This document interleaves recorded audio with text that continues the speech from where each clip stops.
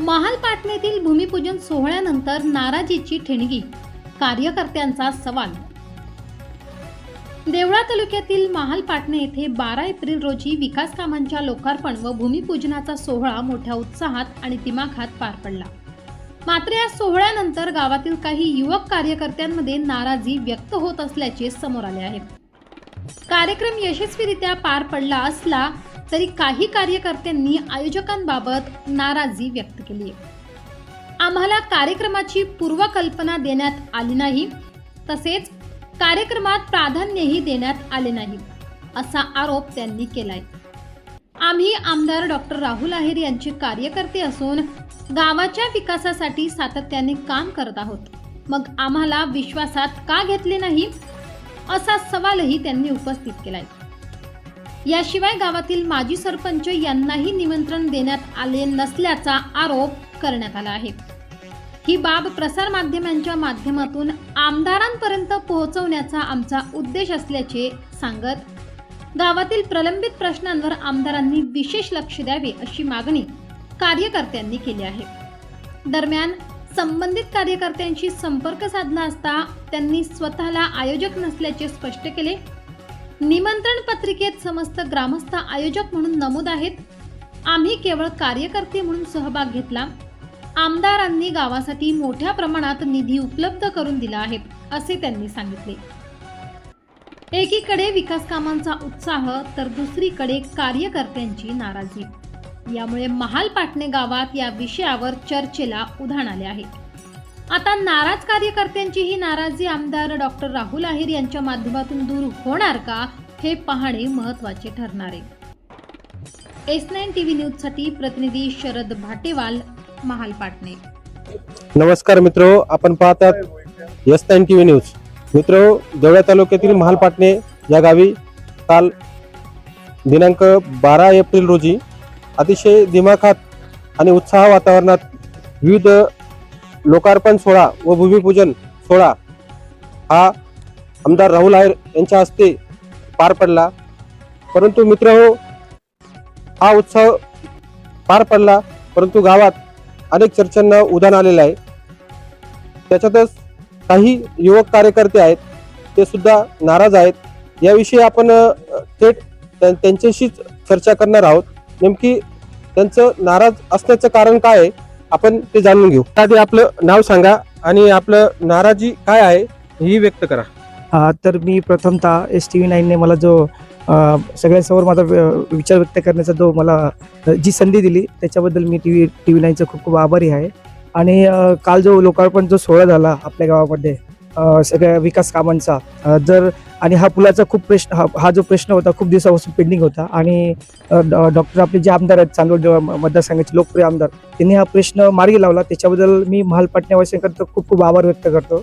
आणि त्या संदर्भात त्यांच्या कामाची शैली मी बघितलेली आहे, आणि दरवेळा मी कधी नाशिकच्या आमदार निवासाला त्यांची कार्याची पद्धती बघतो किंवा देवळालाही बघितलेली आहे। त्यांच्याकडे लोकांची खूप वर्दळ असते आणि लोकांमध्ये ते खूप फेमस वगैरे, त्यांची कार्याची जी पद्धत आहे, समाजकार्याची पद्धती खूप वेगळी आहे। ओके, त्याचबरोबर मी दादांना गावातील काही बाबी आहेत त्या लक्ष लावून देतोय की आता जो कालचा कार्यक्रम झाला, बरोबर, तर मी माझं दादांना एकच सांगणं आहे की 2-3 व्यक्ती म्हणजे काही सगळं गाव, 2-3 व्यक्ती म्हणजे काही सगळं गाव नाही आहे, बरोबर। गावात प्रत्येक व्यक्तीला व्यक्ती स्वातंत्र्य आहे आणि विचार मांडण्याचं पण व्यक्ती स्वातंत्र्य आहे, बरोबर। तर माझं एकच म्हणणं आहे की जे BJPचे जे तळागाळातले कार्यकर्ते आहेत ते कुठे आहेत, त्यांना काल मान सन्मान भेटला का?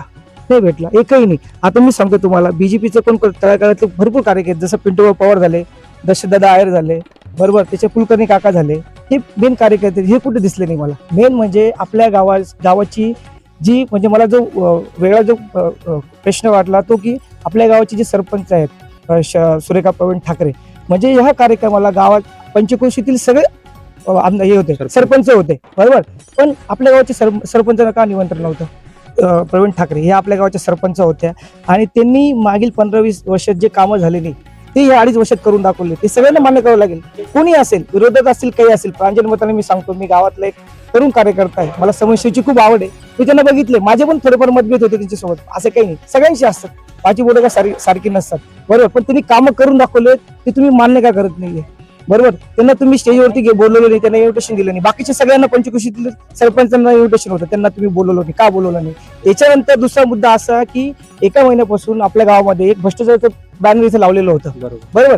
ते भूमिपूजनाच्या आधीच का काढण्यात आलं, बरोबर. तर माझा दादांना एकच म्हणजे प्रश्न आहे की दादा असं का होतंय? गावाचा एवढा विकास असताना ठीक आहे भ्रष्टाचाराचं बॅनर लावलं, पण त्याचं अहवालाचं काय झालं? ते अधिकाऱ्यांनी ज्यांनी अहवाल दिलेला आहे कोणावर कारवाई झाली का? तुम्ही फक्त दडपशाही एकतर्फी कार्यक्रम आहे का, जुलमी कार्यक्रम आहे का हा? हुकुमशाही लागलेली आहे का?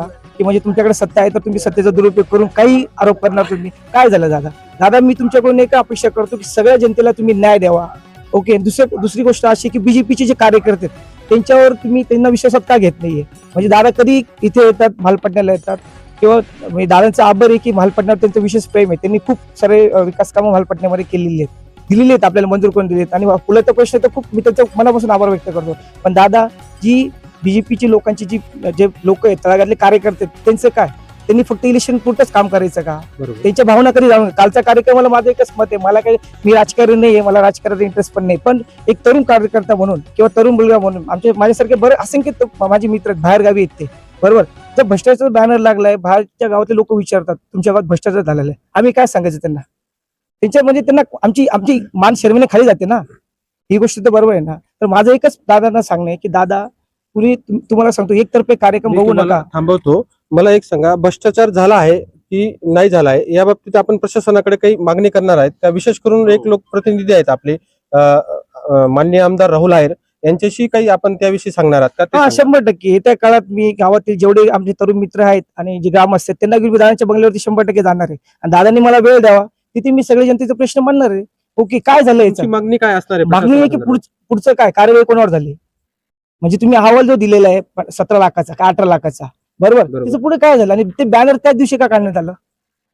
याच्या मागचं कारण मला गावातल्या सगळ्या लोकांना त्याचं उत्सुकता आहे की काय झालं? तुम्ही एवढं म्हणजे गावात थेटाय करून तो बॅनर लावलं 2 महिन्यापासून, बरोबर.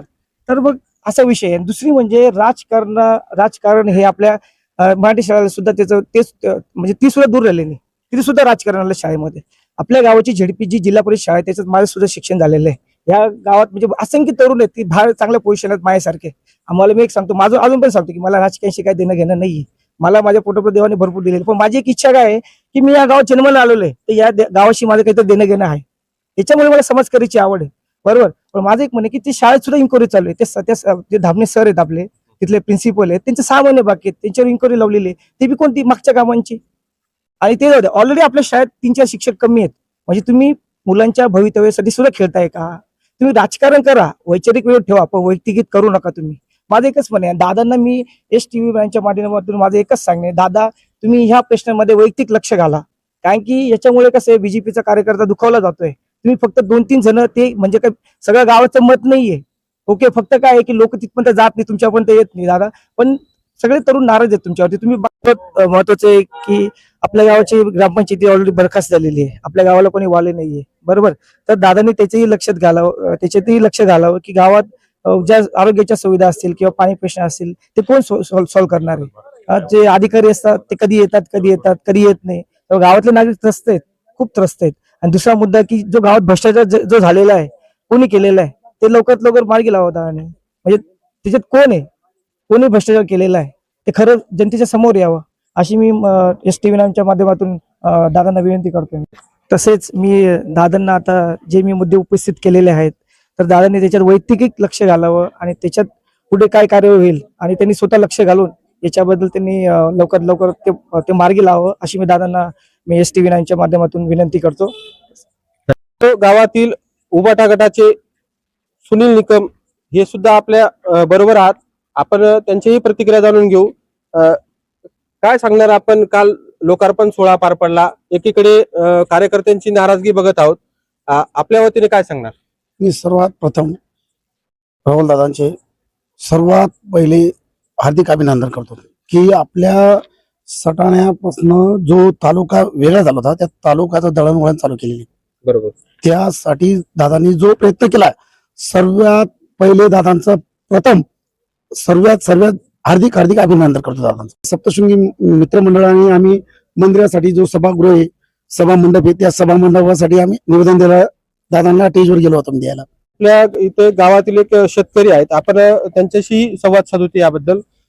मला सांगा, काल जे लोकार्पण व भूमिपूजन सोहळा पार पडला, त्याच्यात आपला देवळा तालुका आणि बागलाण तालुका एकत्र जोडला जाणार आहे. याच्यातून आपल्याला एक शेतकरी म्हणून काय फायदा होणार आहे या संदर्भात, पूल जर होणार आहे या संदर्भात काय सांगा? त्याच्यासाठी तर खूप चांगलंच आहे ते. कारण कसं आहे की पूल झाला तर गावाची प्रगती पण होईल. हे आमदार साहेबांचे खूप आभार आहेत आणि इथून पुढे त्यांनी असंच करावं. पण गावात मतभेद नकोय, तो भाजपचा असो की कुठला असो, ते सगळे गावातले, कारण खेडेगावात आपण राहतो बरोबर. आणि खेडेगावात लोक कसे असतात, एकपणे राहणारे लोक आहेत. सगळ्यांशी मिळून मिसळून असा वाद विवाद असं निर्माण नको व्हायला. दादांना एकच विनंती आहे, याच्याकडे दादांनी लक्ष द्यायला पाहिजे. मित्र, एक याच्यावरून निष्कर्ष असा तयार होतो की एक लोकप्रति म्हणून आपले चांदवड देवळाचे जे आमदार, लाडके आमदार आहेत माननीय राहुलदादा आहेर यांनी महालपाटणे गावात वैयक्तिगत लक्ष देऊन, जसं की प्रशासन असेल, ग्रामपंचायत असेल किंवा भाजपा कार्यकर्ते असतील, यांचे नाराजीचा सूर तत्काळ काढून टाकावा आणि या गोष्टीसाठी मध्यस्थी करून आणि या विचाराला काहीतरी एक प्रेरणा द्यावी, हीच सगळ्या महालपाटणे गावाच्या वतीने घालून किंवा त्या गोष्टीविषयी एक जागरूक लोकप्रतिनिधी आहात आपण, आणि आपण त्यांच्या माध्यमातून नेमकं नाराजीचा सूर कार्यकर्त्यांवर काय ही वेळ आली हे आपण जाणून घेणे गरजेचं आहे. आपल्या चॅनलला नक्की सबस्क्राईब करा, बेल आयकॉन दाबायला विसरू नका.